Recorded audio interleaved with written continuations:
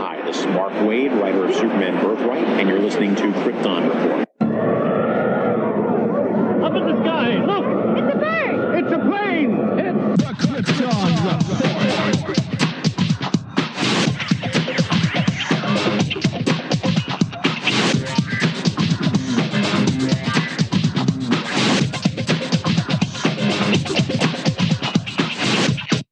Host Tyler, and welcome to Krypton Report, a podcast dedicated to all things Superman, Supergirl. We're going to look at the Supergirl TV series as well as the Krypton TV series, anything that has to do with the characters in their world. Comics, movies, TV shows. We will talk about everything and anything. We are part of the Southgate Media Group podcasting network. You can find us on Instagram, Twitter, Facebook at Krypton Report. You can also email us at kryptonreportpod@gmail.com. If you get a chance to go over to iTunes, Apple Podcast, please leave us a review to help us get better. You can find me personal at JTYPatrick on Twitter and everything else. You can buy a Krypton Report t-shirt at tpublic.com. Check it out. They have all sizes, colors, styles of shirts. Just go to tpublic.com and search Krypton Report, and you'll see our logo. And every time you buy a shirt, it helps support other podcasts from southgatemedia.com. Thank you. Enjoy the show. Welcome to the Krypton Report. With me today, as always, is that voice from the other side of Ohio. That's right. The Superman Red to my Superman Blue. The voice who sounds deeper than me and my problems with puberty. Mr. James Cole. Welcome. Hey, how's it going? I always try to think of something just to throw him off, people, but and also we don't want to, not announce that the Superboy is over here, Mr. Solomon. Hey, Solomon.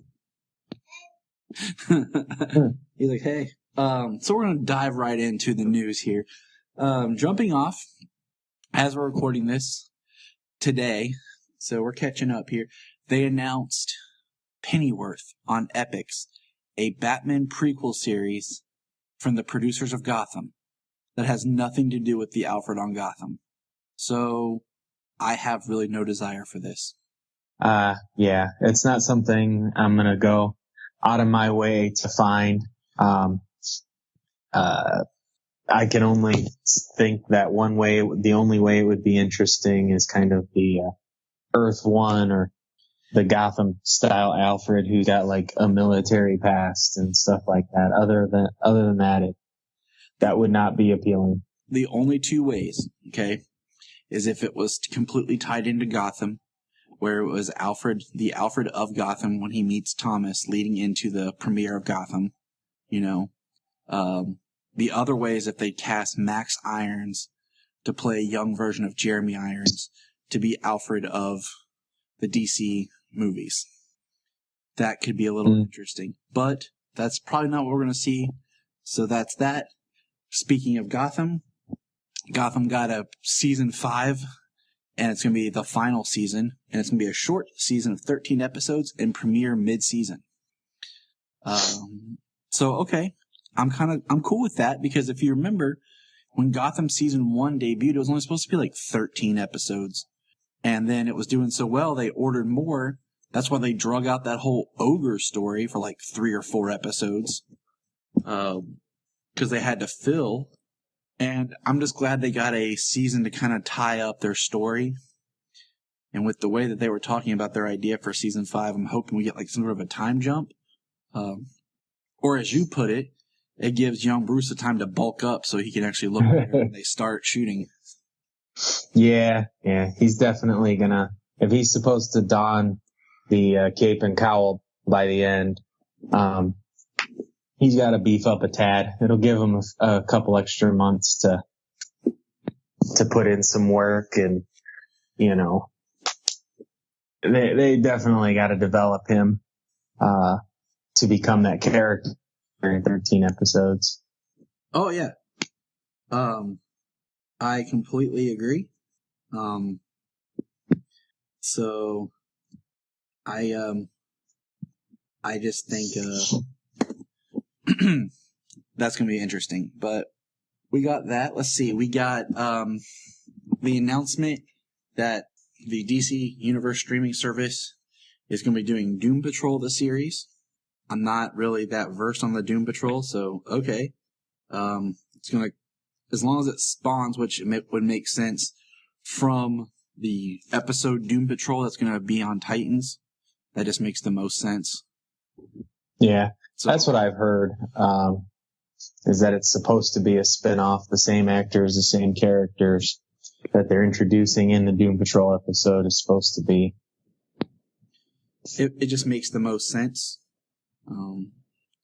So we also got our first promo picture of Young Justice Season 3. Are you looking at this? Do you have it, or did I send to you? Did you? Let me see. Oh no, I don't have it yet. Hold on, it's coming. Are you talking about the image? It's got Nightwing. It's got Superboy in the background. Looks like Black Lightning in the background. Yep. So. Yeah, I know which image you're talking about. I just don't have it. All right, I just sent it to you. Oh, So, I think it's coming through. So, like he said, it's got Superboy in the background. It's got Tigress. And it has Black Lightning kind of in the background. Then, like in the midground is Morpho, someone I don't know, someone I don't know, someone I don't know, Katana. And then in the front foreground is Nightwing. And it looks rad. Yeah.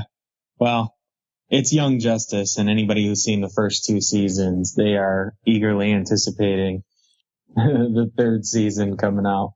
There's 2 things I want from this 3rd season.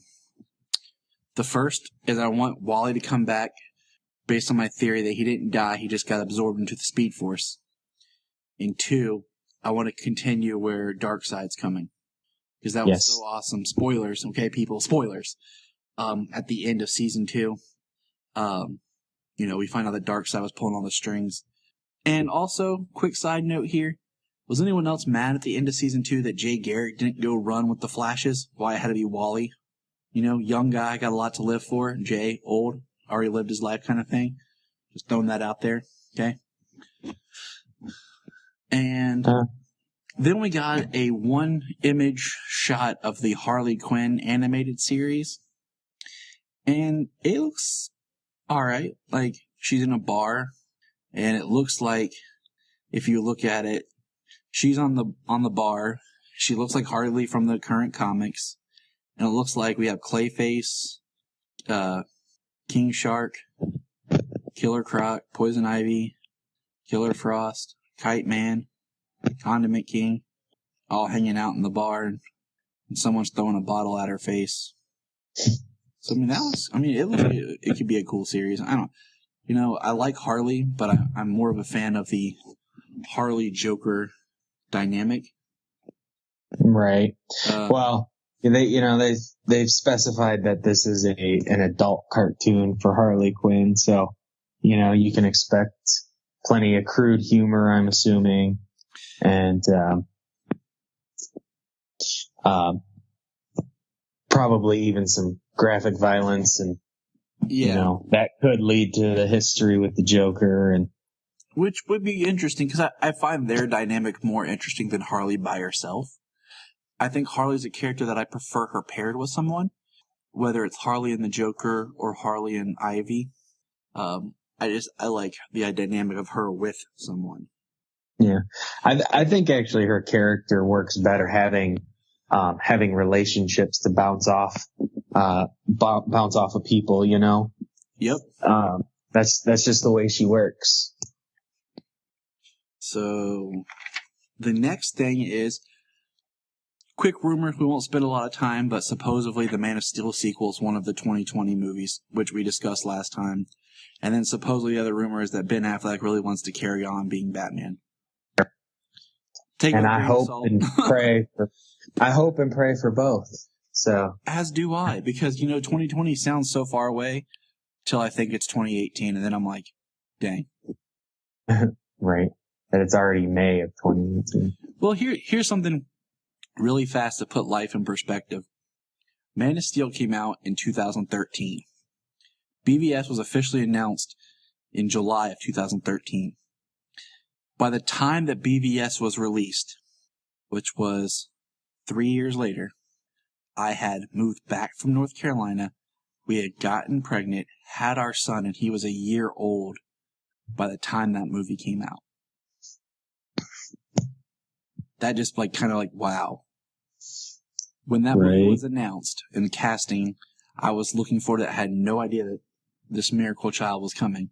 And by the time the movie came out, I was sharing the experience with my son. And then the last bit of news we saved till the end because it's sad is Margot Kidder passed away at 69. The woman that most people think of when they think of Lois Lane. She is my third favorite Lois, or fourth. Nothing against her. I liked some other versions better, but that's the medium that we live in. As you know, we have a lot to choose from, but it's still sad. There's a lot of.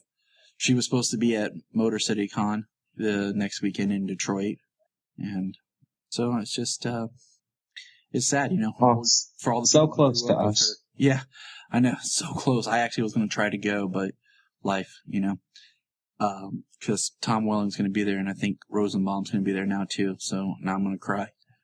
But that's the news. Any thoughts you have about Margot? No, I just sad to hear when somebody goes, and I'll. So I was wrong. There is one other thing that this is going to help us bounce back into happiness. The trailer for the Death of Superman animated DC Universe film did drop, and it's dope. Ironic to talk about happiness with the Death of Superman. Yeah, I know. It's right after. Well, Solo's on this huge Doomsday kick right now. We've been playing Injustice 1 all the time because you can be Doomsday in it. Right. I showed him my Death of Superman graphic novel today, and he asked me to read it to him like a storybook and everything. So I'm so pumped for this film to watch with him. And side note, I'm really hoping that Doomsday gets released on Krypton because I want to share that moment with my son.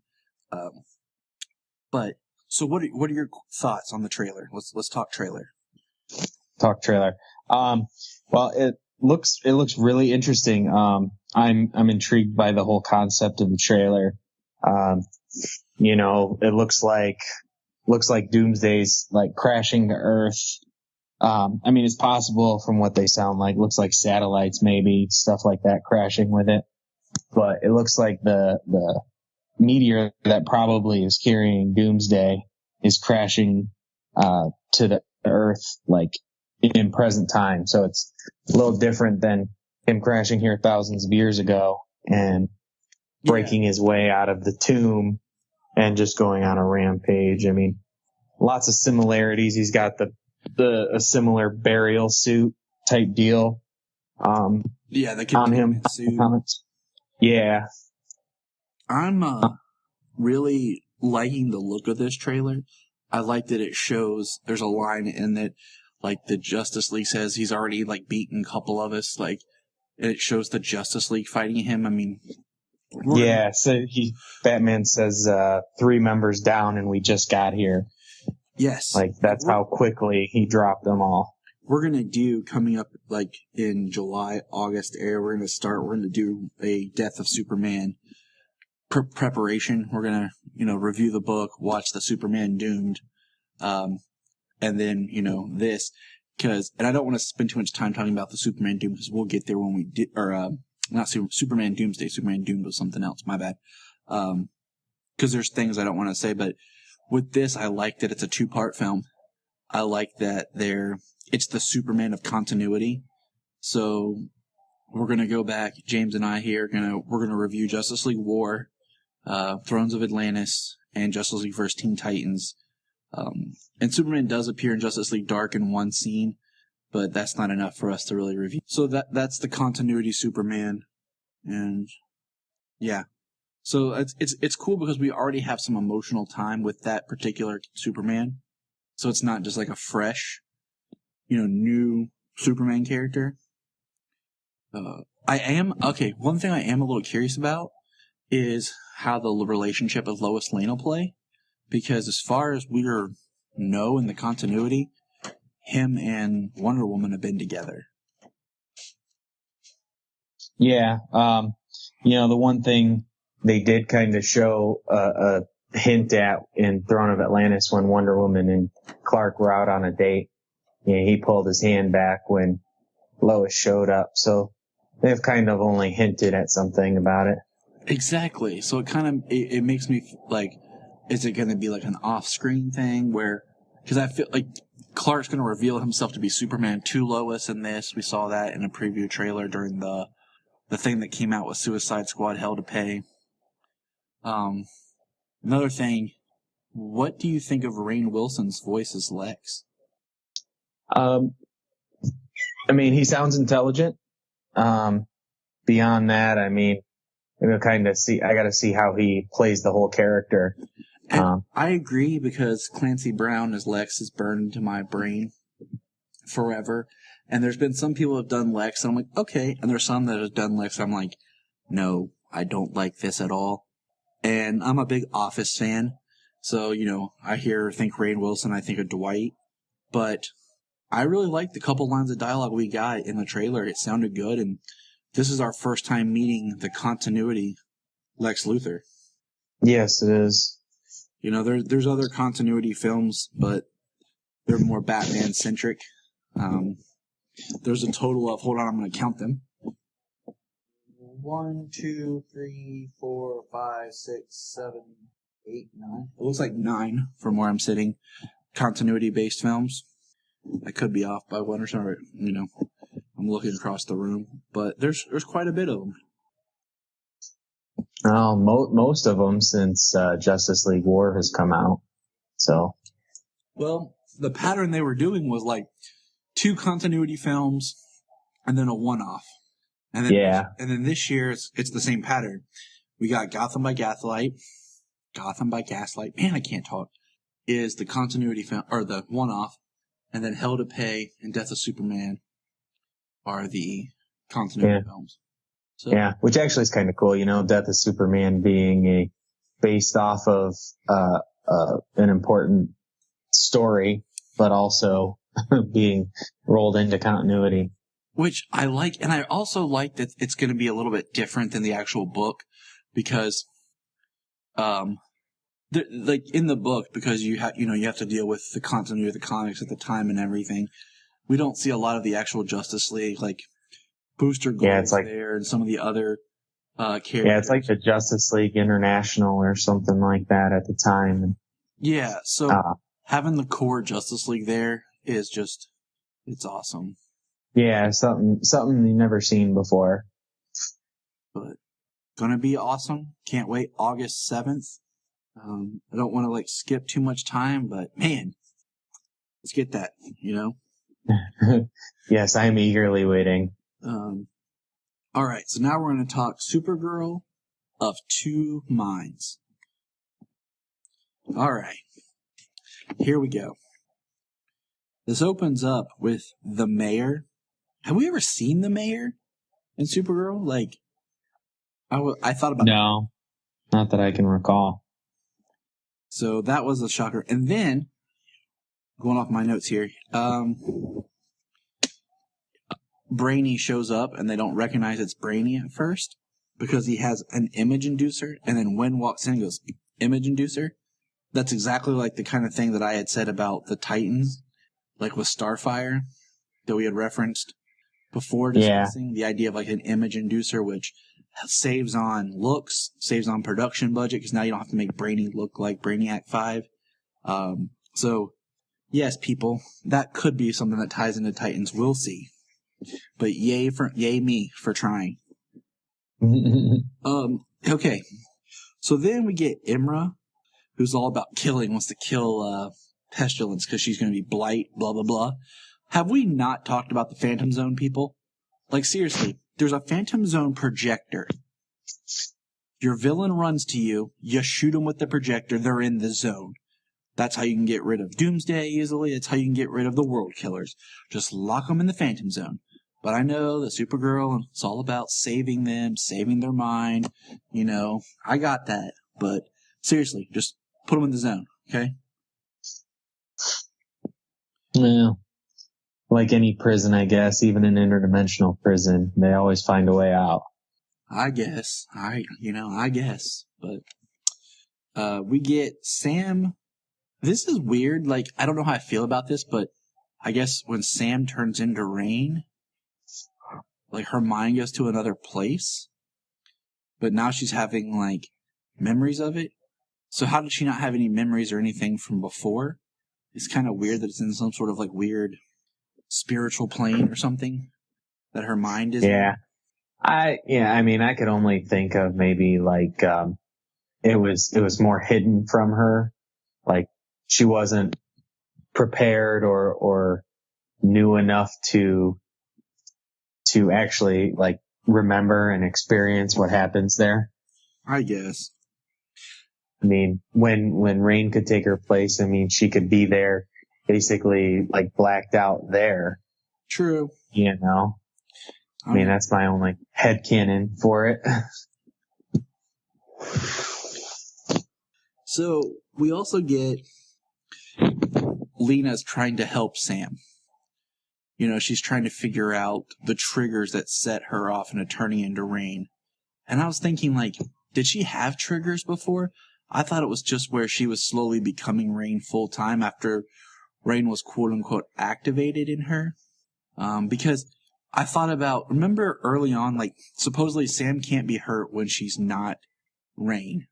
But remember when she got shot by the bullet early in the season? And, yeah, she didn't even feel it. Yeah, and she wasn't Rain at the time. So, or, like, just one of those things, like, we could come up with a fan rationale or whatever that quickly Rain ignited to save her or whatever, you know, to protect its vessel.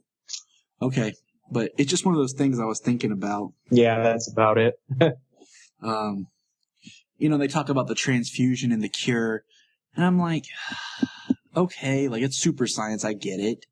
But sometimes I'm just like the whole, like, Superman's powers being transferred, that'd be like me touching you and all of a sudden you're getting my black hair. You know? It's like all of a sudden you're just like, whoa, how'd I get black hair? Or I touch you and all of a sudden you get my tattoos.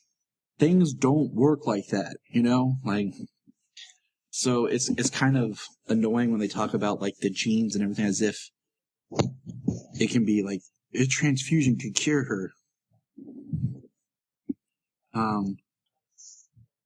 Yeah, I mean, you know, there's a lot of stuff, you know, like, mysticism and super science and, you know, things that just have to suspend your disbelief.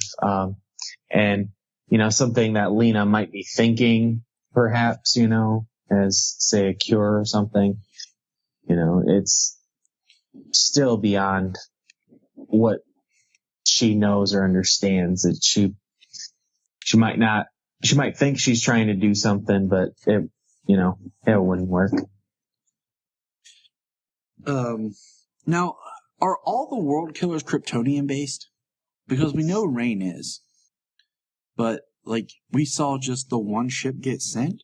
Were all three of them supposedly on the ship? Or, you know, are they all from that, like, what do they call it? The Kryptonian Witches group or whatever? That's not something that they've expressly, spoke of that. Cause yeah, they've only shown the one. I mean, was it, I don't know, the essences or the spirits or something like that? Yeah. All aboard the shuttle.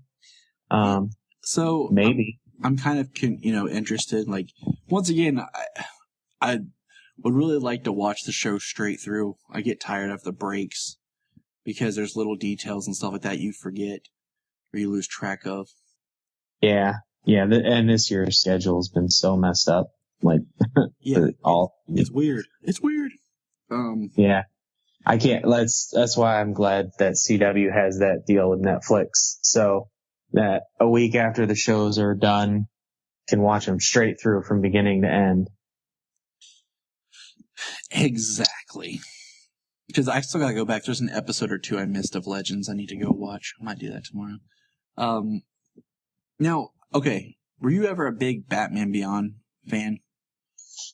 I own the complete series on DVD. I knew I liked you. Wasn't Blight his villain? Like, it was Powers, like when he got like the radiation. Wasn't he Blight? That does sound familiar. I need to pop mine back in.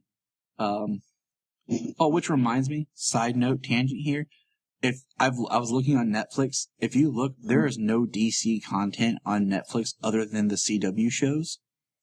And slowly, all DC content seems like it's being taken off streaming services. So, preparing for the DC streaming service. Because I remember the day that Justice League, Batman Beyond, Batman Brave and the Bold, all of them dropped on Netflix. I was so happy. So happy. Okay, now, back to Supergirl. This whole episode is them trying to find and stop Pestilence. Imra is going crazy because that's their mission. They're there to stop Pestilence, who turns into Blight. Imra annoys me. I'm just saying this again. Just straight up. One thing that annoys me is how she doesn't say Mon-El. She says, like, Manel. Like, his name is Meneel. Manel.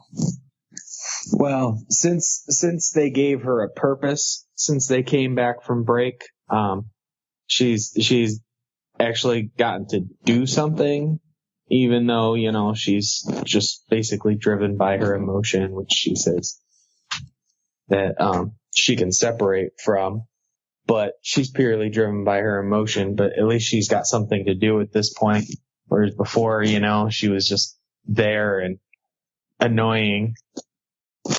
Yep. But at least she's got something to do, and she's able to pull off what she has to do. And a quick side note here with this whole thing, I don't want them to all of a sudden discover black kryptonite or something, and that's how they save Reign. Just throwing that back out there. Okay. I hope they learned from black kryptonite in Smallville season 8. Would not be the way to go. No, it would not.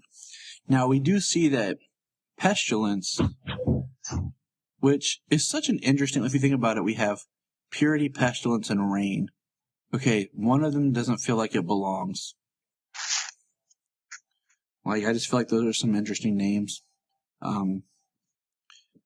But yeah, the Purity always definitely. It would be interesting if there was more meaning behind each of their names, like they were 3 sides of something, more than like just 3 random. The Pestilence will kill, the Purity will redo. And then what? What solo? Who? You don't know.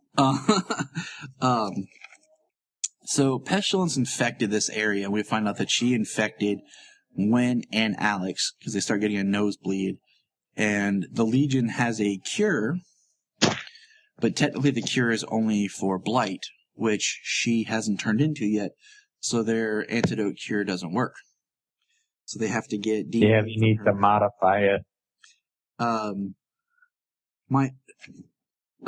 So they're trying to figure out who Pestilence is, and my favorite line is Mon-El's like, well, did you try her social media?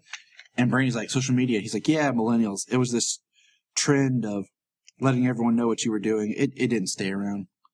I thought that was hilarious. Yeah, it's hanging on so far, but... So, we've basically... The scene, skipping it a little bit ahead, is I can't remember her name, who is Pestilence. Like her other human side. Grace. I forget her last name, but Grace. She likes being Pestilence. She's already like giving herself over to Pestilence. Like, she likes it. She's not like the others where they were kind of fighting it and not wanting to accept it. Which I thought was really like a cool, just different. Because, Supergirl's trying to talk to Grace and realize that Grace and Pestilence are now one. And... Yeah, which is pretty crazy, I mean, she's a doctor, so she figured she could get through to her, that she, believed in her Hippocratic oath and everything, but it pretty much was like Grace was already obsessed with the power, playing God as the doctor. Now she's, that all-powerful character. She just gave over to it. What's crazy, it's almost like now she can make them sick, then turn around and cure them for a real God complex. Cool, Solo.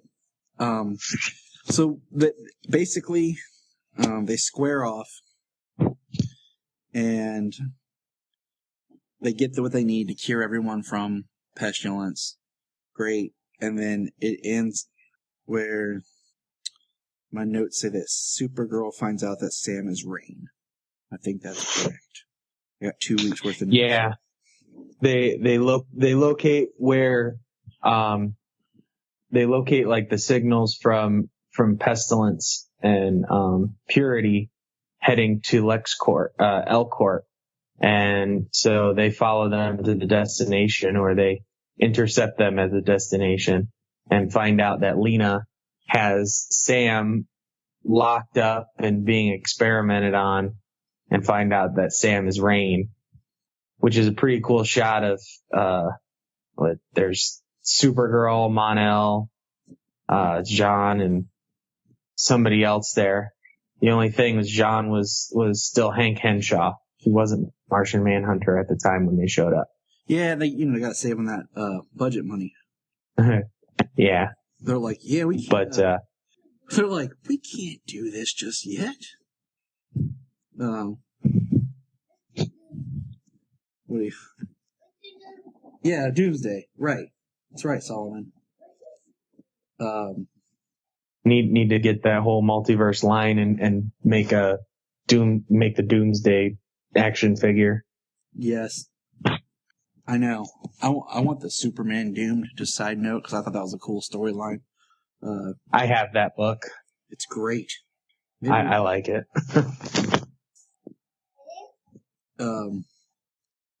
So that's how it ends. And I really want Mon-El to meet Superman. Like this because like Superman saw Mon-El at the start of last season, but I really want, because I'm really liking Mon-El now. So I really like Superman to meet him. I like to see them talk, become bros. Yeah. Right. Well, Superman could definitely have the, the concerned older brother, persona going on there, acting big tough dude in front of, Mon-El, telling him what's what. Exactly. Okay. So what would you rate this episode? Some of the revelations, maybe a little, inconsistency with the storytelling, just trying to evolve and push the story. The pestilence was pretty cool. It's probably an 8. I agree. I liked the brainy side. I liked Lena, because I really like what Lena's doing. The pestilence stuff was really cool. But yeah, like a little inconsistency in the story. It bothers me because, we watch these shows with detail. It's like the writer, I know it's different people writing, and I know how a writer's room works and stuff, but little details, like they don't get past us. Yeah, that's television for you though. Dun, dun, dun, dun, dun. I did like the Brainy and Win stuff. The Win and Jimmy stuff, because I feel like Jimmy, they just don't know what to do with. At least he's got a bro relationship with Win that's been able to be explored. 2 guys, especially since the return by Kara, right? Well, especially since the return, shot through the heart. They had a good moment, talking to each other. They're friends, and they portray that really well. The actors and the script, they do a good job, and I'm actually glad they're giving Win some character and emotional development. Oh, me too. Totally. Like, I'm still waiting for Win to meet Cisco. Okay, I'm still waiting for that. in the next crossover, because I would like to almost see like a mission of like Cisco, Wynn, and Felicity, and maybe Curtis or something. Like that would be pretty cool. I With could Ray. deal with Felicity in that point. Felicity, Cisco, Ray, and Wynn. Like they're on a mission together. That would be pretty awesome. Yeah, Ray isn't given enough to do, and it'd be nice to see him. It's nice to see him when he gets to interact with smart people. Krypton. We're going to talk Krypton transformation. So this episode picks up right where the last one left off, with Brainiac's infected voice of Rao attacking and brainwashing everybody. Which was kind of cool. You know, sometimes it's nice to see the villain win for a while, and then hope that the hero's going to get there. And I don't know why, but it's just me, but like when the Krypton title card came up, it reminded me of the old way the Heroes title card came up on the TV show Heroes. The music, the look of it, and everything. I was like, I don't know why, it reminded me of Heroes. I could see that. I do like that the voice kind of put Darren Vex in his place. Like, he knows he's lying, and he even says, like, there is no voice of Rao, only the agent of Brainiac. Mm-hmm. Yeah, and I mean, he tells Darren that if he senses any deception from him, that's it. He's dead. So he gives up everybody to save his own life. Of course he does. And we'll see that here in a minute. We do get a cutaway. We do hear Vex talk about his parents and their gods, and he confesses to his coup and being a traitor to the voice, but as he's still pleading to be a minion of Brainiac. What a weasel. Yeah, I did like that. I like that part where he was telling the voice, telling Brainiac, you know, why he staged the coup against the voice. You know, the fact that his parents worshipped another religion, and when the voice of Rao came into power, like he said, at first it was tolerated, but it just like over time it was everybody in other religions, they just started disappearing and becoming oppressed. And I thought that was very interesting. I agree. It is, and that's a whole nother topic that we could talk about more, and I just don't feel like it at this moment. I feel like that's a thread that could be in this show more, because we did see the people that were protecting Doomsday, that were worshiping, quote-unquote, the old gods. So that's very interesting there. Let's see. Now, we do get to see the cape again. And not much is gone, so it seems like our ticking clock isn't moving that quickly. And Adam is ready to go home, and he has Val in the fortress fixing the Zeta Beam device because it was damaged. I feel like in some ways this Adam Strange might be like somebody's like, oh, we'll use Booster Gold, and like they wrote this whole thing like, we can't use Booster Gold. We'll just change his name to Adam Strange. No one will notice. I mean, it's a possibility.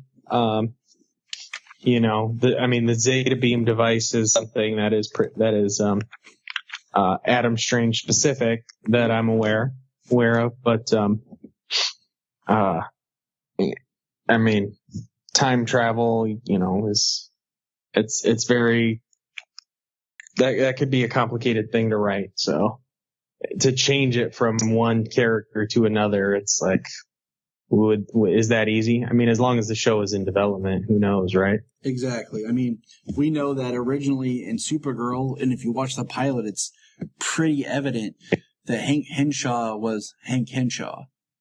You know, it wasn't until like they were on set, having almost completely finished filming, that Jeff Johns made the comment about, what if he's Martian Manhunter? And they added that little bit, like, of the glowing eyes and stuff like that to make him Martian Manhunter. Because if you watch the pilot and then watch the second one, he changes. Like, his acting and demeanor changes. So, I mean, things happen in development and at different times. So for all we know, that could be a case, or someone just made an amalgam character because they're lazy. We do see that Darren basically is ready to kill Nyssa. And yeah, that stunned me because he pulled the trigger. Like he had all intentions to actually kill her. Exactly. That's why he's a horrible person. Yeah. Lucky she, used her hologram device and got the drop on him. What a Loki. Right. And I was like, wow, I think Nyssa could be a really good character, seeing what they do with her. Because maybe she is kind of becomes a good character. And as of right now, I mean, we pretty much figured out that I don't think that Seg and Lyta end up together. Just throwing that out there. And we don't know. I don't think so either. Also, was Zod born of the Genesis Chamber? Because he says he knows his father was just a soldier. Just a thought. And we learned that Dev M has been brainwashed. He's one of the brainwashed Sagittarii by Brainiac. And Lyta takes him out. Yep, he used her to get to Jaina out in the Outlands. It was pretty brutal how she blew his arm off and then he dropped. Dude, she was like, screw you. I'm like, that's not exactly how I want to, be with my woman. I suppose if I'm brainwashed by an alien and, I mean, try everything, but, do what you have to do. We get a really great mother-daughter scene of Primus admitting that she did the coup, she did everything for Lyta. It was for her. For her child. And it kind of humanizes, in a sense, Primus a little bit more. Yeah, I think that was actually pretty strong for their relationship because the entire season so far, she knew she didn't believe that her mother ever believed in her. She thought that all her mother was about was her duty, and the fact that and she questioned why, if you didn't know that he was Brainiac, why would you do that? That didn't even cross her mind that she did it for her. Exactly. And, and then in this scene, a beat later, is when Jaina meets General Zod. DG. Or GZ. Man, I'm tired. The general. And that's when he talks about his soldier being a soldier that killed at Kandar. Because they ask, who's your father? Because, Jaina is, investigating him. She don't trust this guy. I wouldn't.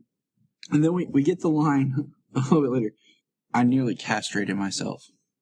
Yeah. That was so funny. Does that matter? Yeah. I'm trying to figure this out. With the Genesis channel, does that really matter? Are you really using the equipment like that, buddy? Well, yeah. I mean, not for that purposes. I mean, it seems like they still enjoy the pleasure of it all, but certainly not for reproductive purposes. I mean, do they have to go up to the Genesis chamber, and does he have to give himself to the Genesis chamber to obtain genetic material? You know what I'm saying? I'm fascinated by this. I did think it was funny that the age-old kissing trope of, there's guards coming. How do we distract ourselves? Well, let's make out in this dark corner. Didn't work for Seg and Nyssa. Yeah, I did. I was like, oh, somebody's coming. She's kissing him. And then they're like, it's them. Oh, wow. It didn't work that time. This may be my favorite General Zod. I know that I'm saying that a little pretty early, but there's something about this Zod that I just really like, because I feel like he really blends what we saw with Michael Shannon and what we got with Terrence Stamp. There's a regalness to him, but then there's also that brutal warrior. Right. So, I'm really liking his General Zod. We're getting little bits here and there. Yes. I would like to see him go full out General Zod. And then let's see. Adam is drunk, talking to Val about what he has to do, waiting for the Zeta beam, to be fixed. And then he says something. And I was going to bring this up when you said something about Loki, but I figured I'd wait until it came about.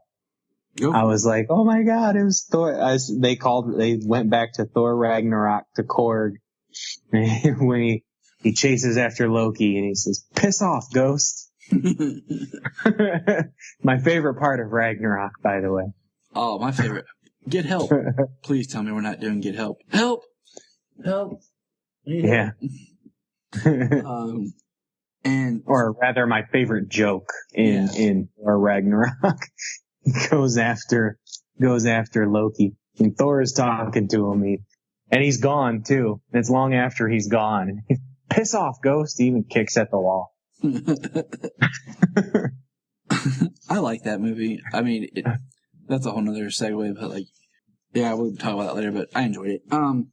So what is Adam's arc here? Because what is he doing? Because he basically, as he's leaving, he erases the files of their conversation. He has his Zeta tube, and he's going out, and we don't know what he's going to do with his Zeta beam. And we know that Seg and the Zods are going to try to attack the Voice of Ra at the end of Cycle Festival to show that he's not really human. And before they get there to do it, one of Ra's, prophetesses, they never really give him names, basically starts saying that. And then the voice steps into a fire and says, through fire we are reborn, and basically comes out and admits that he's been transformed and that this is who he is now, and basically blows their entire shot of what. Yeah, that was pretty crazy because I thought it was gonna work too. They had that plan of coming out and shooting him, and him not dying, and they were gonna be he's not who he says he is. He's an alien, and rally against him, and then he completely flipped it on him. And he did the same thing, but rallying everybody to him. It was, it just kind of shows that maybe the people of Krypton want something more. They're done with the established system, and that this Brainiac, at the time they don't know his name, but could be something different to save them, because, he's rallying the poor people against the rankless, and that's why I think that there needs to be a change in that. But what would you rate this episode? There's pretty good moments in this episode. It's as with the joke, with the Thor Ragnarok reference, and Adam's change from going from,